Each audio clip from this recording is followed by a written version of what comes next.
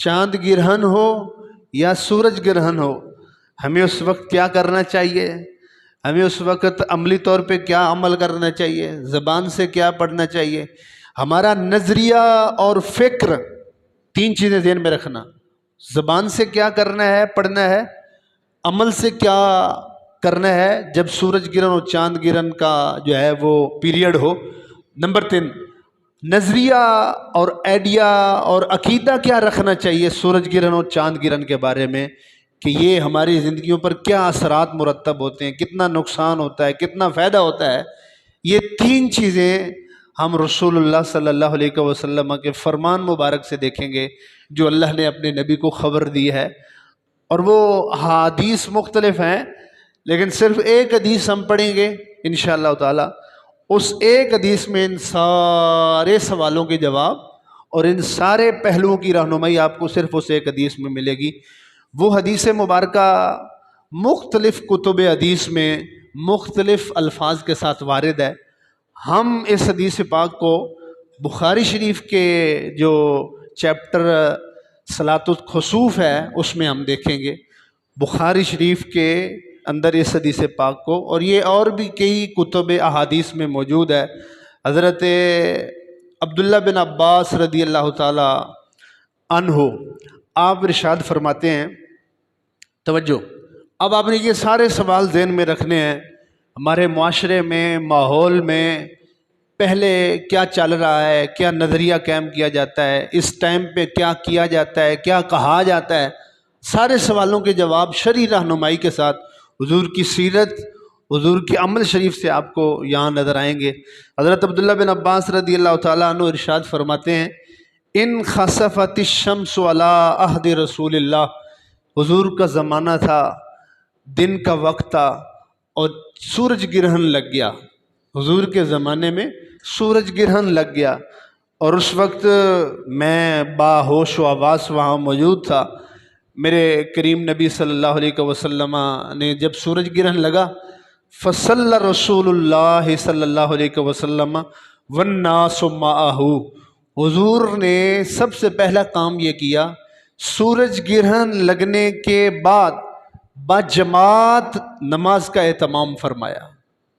وہ 5 وقت جو نماز پڑھی جاتی ہے نا، وہ والی نماز نہیں، جو 5 وقت فرض نماز ہے وہ نہیں، یہ وہ نماز تھی جو سورج گرہن یا چاند گرہن لگنے کے وقت پڑھی جاتی ہے، اور اس کو کہتے ہیں صلاۃ خسوف، چاند گرہن کی نماز، سورج گرہن کی نماز۔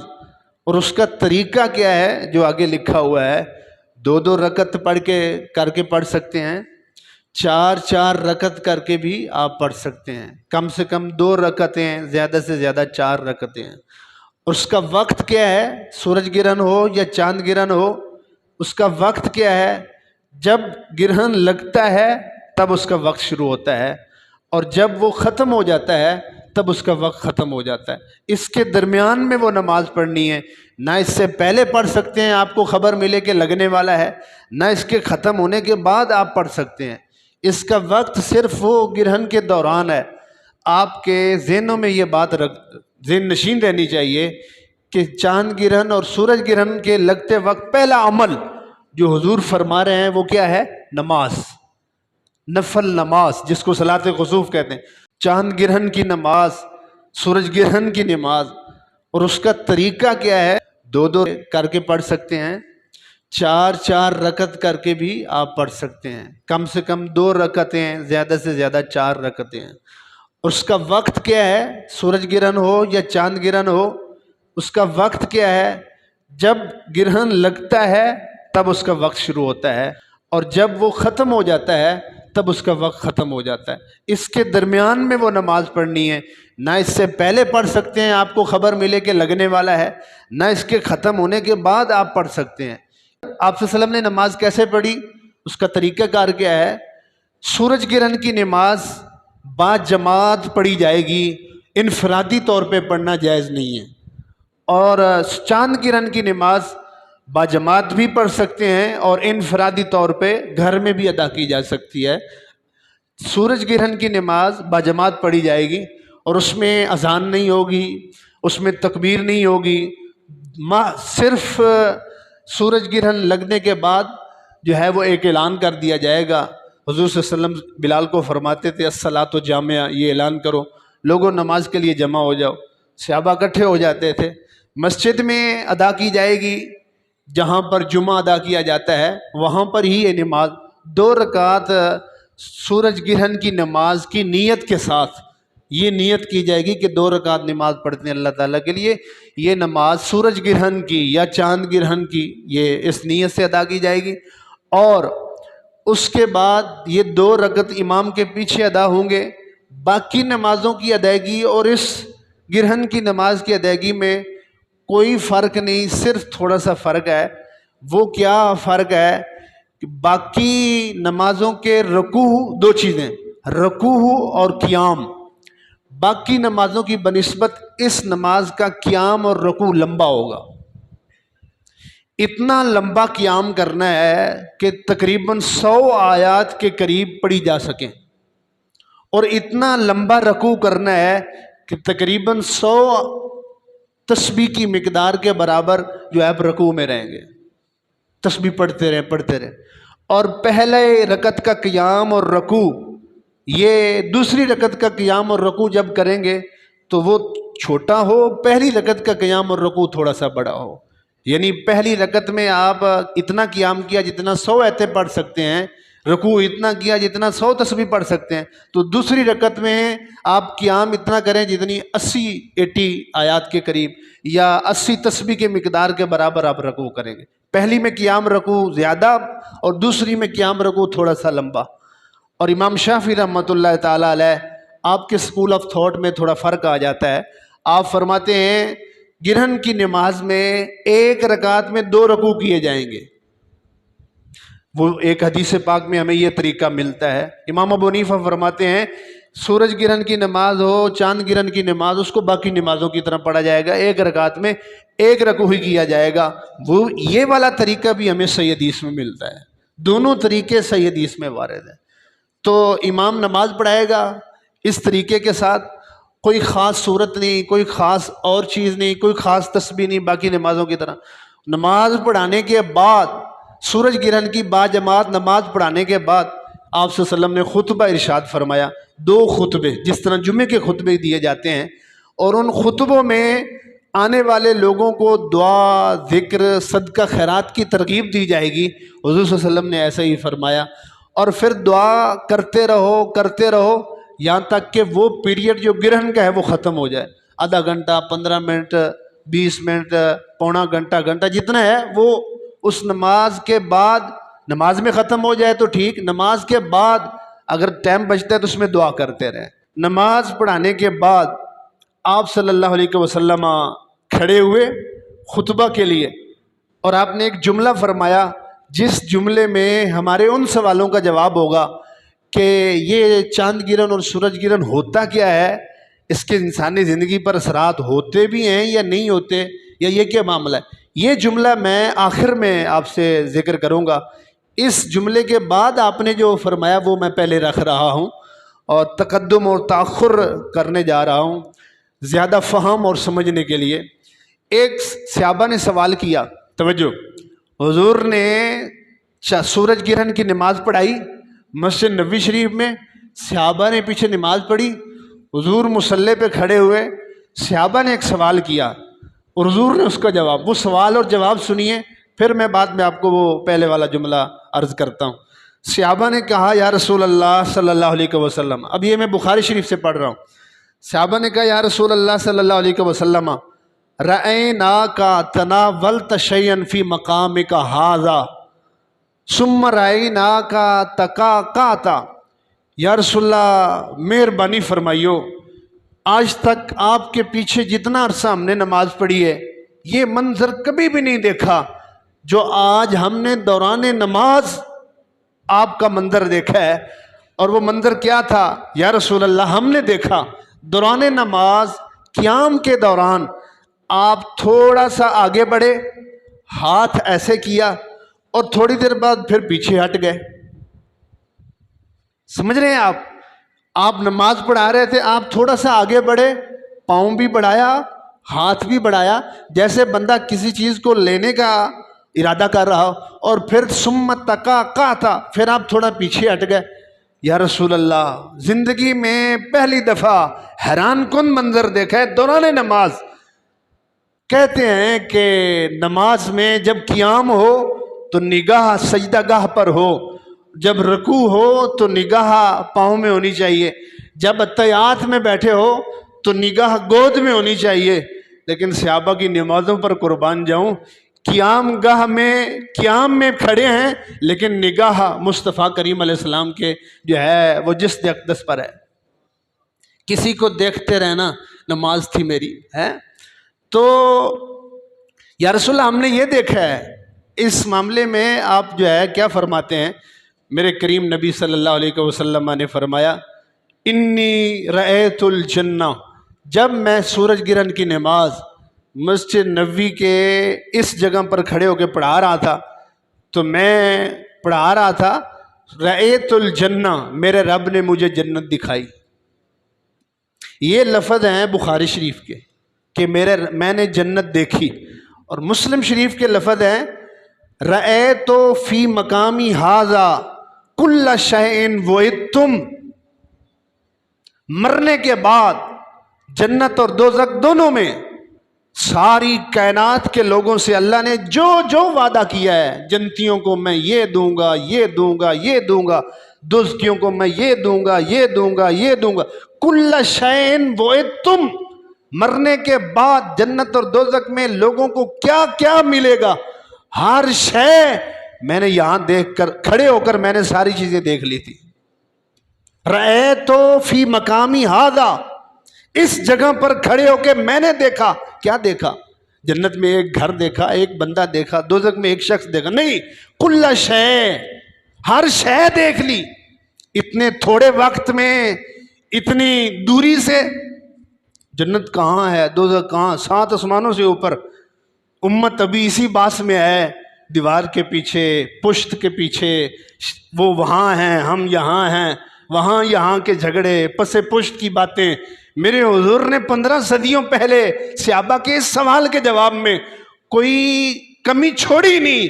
فرمایا رأیت فی مقامی ھذا، میں کھڑا تو اس مقام پر تھا، فرش پر کھڑا تھا.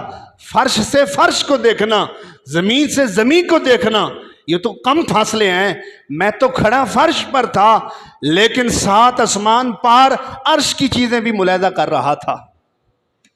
ثم رأیت فی مقامی ھذا کل شیء وعدتم، میرے رب نے مجھے ساری چیزیں دکھائیں اور میں نے دیکھی. یہ حضور نے فرمایا. اور آپ نے فرمایا دلچسپ بات اس سے آگے پڑی ہے، جب اس مقام پہ کھڑا ہو کے میں نے ساری جنت کو دیکھا.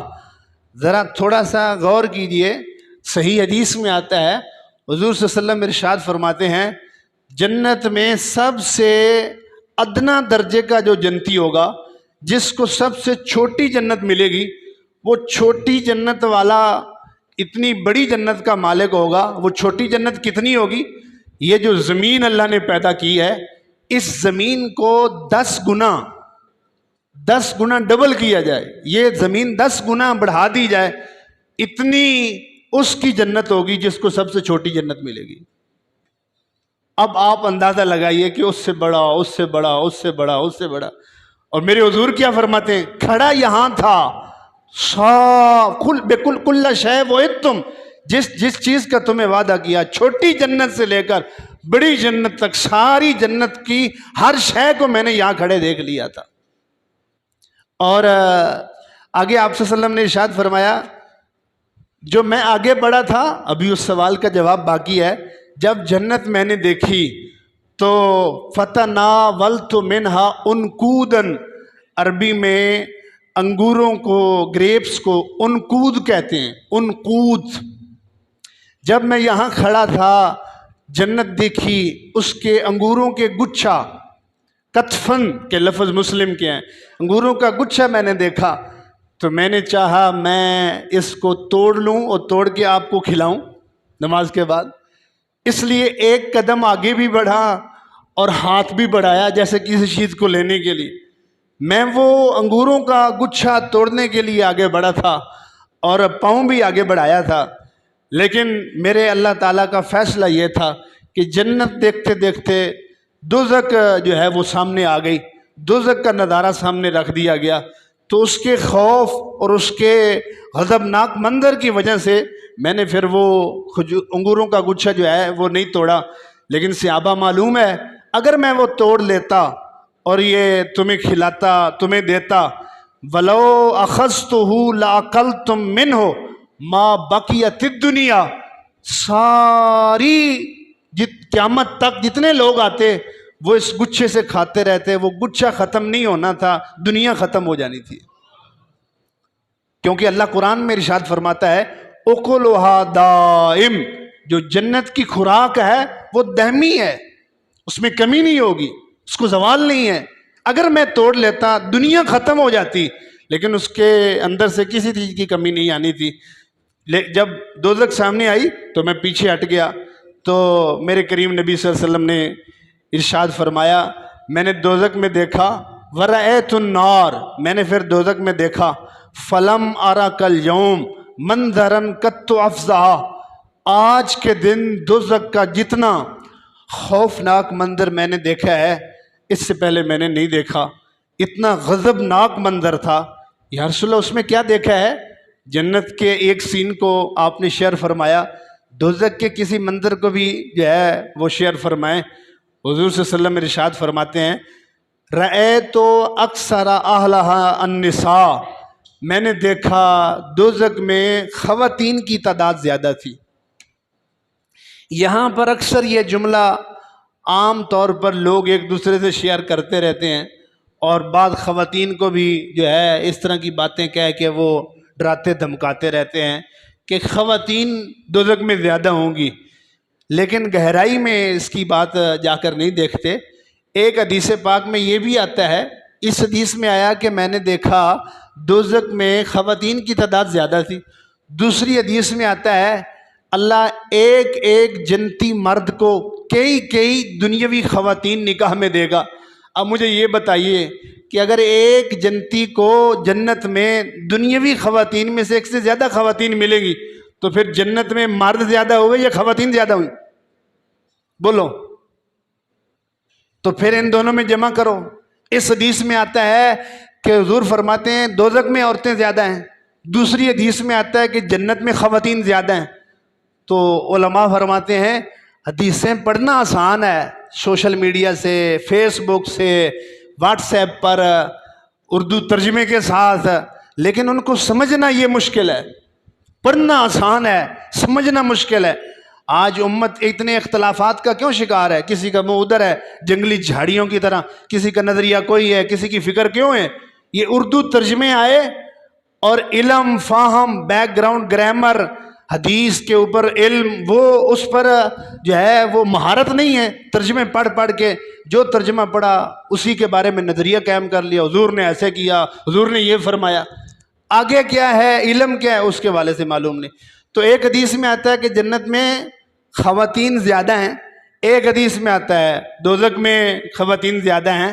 اصل میں علماء فرماتے ہیں شروع میں دوزخ میں خواتین زیادہ ہوں گی، اور پھر اپنی سزا جو ہے وہ گناہوں کی پا کر یا کسی بھی نبی، ولی یا اللہ کے نیک بندوں کی سفارش سے وہ دوزخ سے نکال کے ان کو جنت میں ڈالا جائے گا، اور پھر آخر میں جو جنت کا منظر ہوگا خواتین زیادہ ہوں گی اور مرد جو ہیں وہ کم ہوں گے۔ شروع میں دوزخ میں زیادہ ہوں گی، اور جب آخری فیصلہ ہوگا کہ جو جنت میں وہ اب جنت میں، اور جو دوزخ میں وہ دوزخ میں، اب دوزخ کے کسی کو نکالا نہیں جائے گا اور جنت میں کسی کو داخل نہیں کیا جائے گا۔ آخر میں اینڈ پر خواتین وہاں زیادہ ہوں گی، اور ابتدا میں جو ہے وہ دوزخ میں جو ہے وہ زیادہ ہوں گی۔ دنیا میں اگر کسی خاتون نے کسی مرد کے ساتھ شادی کی ہے اور آخرت میں وہ خاوند بھی جنت میں چلا گیا اور وہ بی اور خاتون بھی جنت میں چلی گئی، تو اللہ تعالیٰ حور سے زیادہ خوبصورتی اس کو عطا فرما کے اسی خاوند کے نکاح میں اس کو دے دے گا۔ اور اگر ایک خاتون نے ایک سے زیادہ شادیاں کی ہیں، ایک سے زیادہ مرد سے نکاح کیے ہیں، ایک فوت ہو گیا، طلاق دے دی، اور وہ مرد ایک سے زیادہ جو تھے دنیا میں اس کے خامند، وہ بھی سارے جنت میں چلے گئے، اور یہ خاتون بھی جنت میں چلی گئی۔ اب خامند جو ہیں وہ زیادہ ہیں اور خاتون ایک ہے، اور کس کس کے نکاح میں اس کو دیا جائے گا؟ فرمایا جس خامند کا اخلاق دنیا میں اس بی بی کے ساتھ سب سے اچھا تھا، اللہ اس خاتون کو اس کے خامند کے نکاح میں جو ہے اور زوجیت میں دے دے گا۔ اور اگر ساروں کا اخلاق اچھا تھا تو پھر سب سے آخر میں زندگی میں جس کے ساتھ اس کا نکاح قائم تھا اس کے نکاح میں جو ہے وہ قیامت کے دن اس کو دے دیا جائے گا۔ اور اگر کوئی ایسی خاتون تھی جس نے زندگی میں شادی کی ہی نہیں ہے، شادی کے بغیر کسی بھی وجہ سے وہ دنیا سے چلی گئی اور وہ جنت میں گئی، تو اللہ تعالیٰ اس کو آپشن اور اختیار دے گا کہ جنت میں جس مرد کے ساتھ، جنتی مرد کے ساتھ تو شادی کرنا چاہتی ہے اور نکاح کرنا چاہتی ہے، اس کی نکاح میں تجھے دے دیا جائے گا۔ تو خواتین کی تعداد جنت میں بھی مردوں سے زیادہ ہوگی۔ حضور نے فرمایا دوزخ کو دیکھا، دوزخ میں خواتین زیادہ تھی۔ یہ بات جب حضور نے فرمائی، ایک صحابی نے سوال کیا، بما یا رسول اللہ، سوال کیوں کیا تھا؟ ہم گھر جا کے اپنی بیویوں کو وجہ بھی بتائیں گے تاکہ اس وجہ سے وہ پرہیز کریں گی تو وہ دوزخ سے بچی رہیں گی۔ ہمیں بھی چاہیے جو حضور نے پرہیز بتایا اور وجہ بتائی کہ دوزخ میں خواتین کی کثرت کیوں ہوگی۔ صحابی نے سوال کیا یا رسول اللہ کیوں؟ تو آپ نے فرمایا بِکُفْرِہِنَّ، ان کی نافرمانی کی وجہ سے۔ صحابہ سمجھے شاید اللہ کی نافرمانی، قیل یکفرن باللہ، یا رسول اللہ کی نافرمانی کی وجہ سے خواتین دوزخ میں کثرت سے جائیں گی۔ قال، آپ نے فرمایا نہیں، یکفرن العشیرہ، خامدوں کی نافرمانی کی وجہ سے عورتیں کثرت کے ساتھ جو ہے وہ دوزخ میں جائیں گی۔ اور ان خامدوں کی نافرمانی کا ایک ایگزامپل اور مثال بھی حضور نے آگے اگلے جملے میں ارشاد فرمائی، فرمایا لو احسنت الی احداہن الدہر ثم رأت منک شیئا قالت، ایک خاتون جو آپ کے نکاح میں ہے، آپ زندگی بھر اس کے ساتھ اچھا اخلاق کرتے رہے، اس کی ہر جائز ضرورت کو پورا کرتے رہے، اچھے رویے کے ساتھ پیش آتے رہے، لیکن زندگی میں کسی موڑ پر، کسی موقع پر، کسی دن آپ کی طرف سے کوئی کمی ہو گئی، کوئی کمی بیشی ہوگی، تو وہ زندگی بھر کا احسان، اخلاق، رویہ اور آپ کے ساتھ اچھا برتاؤ وہ سارا ایک سائڈ پہ رکھ دے گی، اور وہ لمحہ بھر کی جو آپ کی طرف سے کمی بیشی ہوگی ہے اس کو سامنے رکھ کے پتہ ہے آپ کو کیا کہے گی؟ ما رأیت منک خیرا فقط، میں تے ساری زندگی تیرے گھر میں کوئی چنگیائی اور اچھی اور خوشی دیکھی نہیں ہے۔ عورت ساری زندگی کا احسان بلا دے گی اور کہے گی میں نے تو زندگی بھر جب سے تیرے نکاح میں آئی ہوں، تیرے گھر میں آئی ہوں، کبھی کوئی اچھائی اور بھلائی دیکھی ہی نہیں، کبھی سکون دیکھا ہی نہیں ہے۔ میرے حضور نے فرمایا یہ ایک جملہ بولنے کی وجہ سے وہ زندگی بھر کا احسان اس کی ناشکری کر کے اس کو سائڈ پہ رکھ دے گی۔ یہ وہ جملے ہیں جو خواتین اپنے خامدوں سے بولتی ہیں، جس وجہ سے ان کی کثرت جو ہے وہ دوزخ میں دیکھی گئی ہے۔ اللہ ہم سب کی گھر میں ماؤں، بہنوں، بیٹیوں کو اچھا اخلاق، زبان والا، عمل والا وہ نصیب فرمائے، جس کی بدولت وہ اللہ کی جنت کی مستحق ٹھہریں۔ اور آخری جملہ جو اصل موضوع کا تھا کہ جو میں نے کہا تھا وہ بعد میں رکھیں گے، سورج گرہن کی نماز کے بعد یہ ساری گفتگو فرمائی، اور جو میجر ہمارے موضوع کا جملہ تھا، میرے کریم نبی صلی اللہ علیہ وسلم کے بیٹے فوت ہوئے تھے، حضرت ابراہیم۔ اہل عرب کا یہ نظریہ تھا اور عقیدہ تھا، جب کوئی بڑا بندہ مرتا ہے یا کوئی بڑا نیک اور پارسا دنیا میں آتا ہے اور اس کی برتھ اور پیدائش ہوتی ہے تو چاند گرہن لگ جاتا ہے یا سورج گرہن لگ جاتا ہے۔ یہ عرب کا نظریہ تھا۔ حضور صلی اللہ علیہ وسلم ان نظریات کفر مشرکین مکہ سے واقف تھے، عرب کے نظریات کو جانتے تھے۔ یہ جو حضور نے نماز پڑھائی تھی، سورج گرہن کی نماز، اس سے پہلے کچھ وقفے میں آپ صلی اللہ علیہ وسلم کے آخری بیٹے حضرت ابراہیم کا وصال ہوا تھا۔ میرے حضور کے 3 بیٹے تھے اور 4 بیٹیاں تھیں۔ سب سے بڑی بیٹی کا نام زینب تھا اور سب سے چھوٹی بیٹی کا نام حضرت فاطمہ تھا۔ سب سے بڑے بیٹے کا نام قاسم تھا اور سب سے چھوٹے بیٹے کا نام حضرت ابراہیم تھا. آپ کی یہ ساری اولاد حضرت خدیجۃ الکبریٰ رضی اللہ تعالیٰ عنہا کے بطن عطر سے پیدا ہوئی تھی. آپ کی ساری اولاد کی ماں حضرت خدیجہ تھی سوائے ایک بیٹے کے، اور وہ حضرت ابراہیم تھا جو آپ کا آخری بیٹا تھا. یہ ایک جو ہے وہ احما اور لونڈی جو کہ کسی بادشاہ نے آپ کو تحفے میں پیش کی تھی، جس کا نام تھا ماریہ قبطیہ رضی اللہ تعالی عنہ، ان کے بطن عطر سے یہ حضرت ابراہیم ایک بیٹا ہوا. باقی ساری اولاد آپ کی حضرت خدیجہ. جب حضرت ابراہیم کا وصال ہوا، مدینے کے لوگ آپس میں باتیں کرنے لگے، دیکھا حضور کا بیٹا فوت ہوا، اس وجہ سے سورج گرہن لگ گیا ہے. بیٹا فوت ہوا، ادھر سورج گرہن لگ گیا، تو وہ اس کو جوڑنے لگے. دیکھا یہ وفات کی وجہ سے، وصال کی وجہ سے سورج گرہن لگ گیا. اتنے بڑی شخصیت کا بیٹا فوت ہوا ہے. یہ نظریات قائم کرنے لگے. ہم بھی آج نظریات قائم کرتے ہیں سورج گرہن کے وقت اور چاند گرہن کے وقت. میرے نبی نے لوگوں کے ذہن میں پیدا ہونے والے ان نظریات کا کلا کما کرنے کے لیے آپ نے یہ جملہ فرمایا. آپ نے فرمایا ان الشمس والقمر آیتان من آیات اللہ، بے شک سورج اور چاند اللہ کی نشانیوں میں سے دو نشانیاں ہیں. دو نشانیاں ہیں. ان نشانیوں کی وجہ سے لا یکسفان لموت احد ولا لحیات، کسی بھی بندے کے مرنے یا کسی بھی بندے کے پیدا ہونے کی وجہ سے ان کو سورج گرہن نہیں لگتا. یہ محض اللہ کی نشانیاں ہیں. ان الصفا والمروۃ من شعائر اللہ، صفا اور مروہ دو پہاڑیاں ہیں جو اللہ کی نشانیاں ہیں. ان دو پہاڑیوں کا کوئی انسانی زندگی پہ اثر ہوتا ہے؟ کسی کے مرنے یا پیدا ہونے سے کوئی تعلق ہے؟ کوئی خاتون حاملہ ہے، پریگننسی میں ہے، کوئی خامند ہے، کوئی کس سال میں ہے، کوئی کس، اس کے ساتھ ان کا کوئی تعلق ہے؟ حضور نے فرمایا جس طرح وہ دو پہاڑیاں نشانیاں ہیں، یہ بھی دو سورج اور چاند اللہ کی نشانیاں ہیں. وہ جب چاہتا ہے ان کا نور اور روشنی چھین لیتا ہے، گرہن لگ جاتا ہے. ان کا انسانی زندگی سے کوئی تعلق نہیں ہے. انسانی زندگی پر اثرات، نقصان اور نفع کے ساتھ کوئی تعلق نہیں ہے. ہمارے ہاں جو سورج گرہن اور چاند گرہن کے وقت نظریات قائم کیے جاتے ہیں کہ خصوصاً دیہاتوں کے اندر کہ جب چاند گرہن لگتا ہے یا سورج گرہن لگا ہوتا ہے تو وہ خاتون جو پریگننسی میں ہوتی ہے، حاملہ ہوتی ہے، پیٹ میں بچہ ہوتا ہے، اس کو سونے نہیں دیتے. کہتے ہیں اگر آپ سو گئی تو پھر بچے پر اثر پڑے گا. اس کے خاوند کو کام پہ نہیں جانے دیتے. کہتے ہیں تو کام کرے گا، کوئی چیز جو بھی کام کر رہا ہوگا، بچہ جب پیدا ہوگا تو اس کے جسم پر اسی طرح کا کوئی نشان ہوگا، لہذا کام پہ نہیں جانا، اس کو سونے نہیں دیتے ہیں.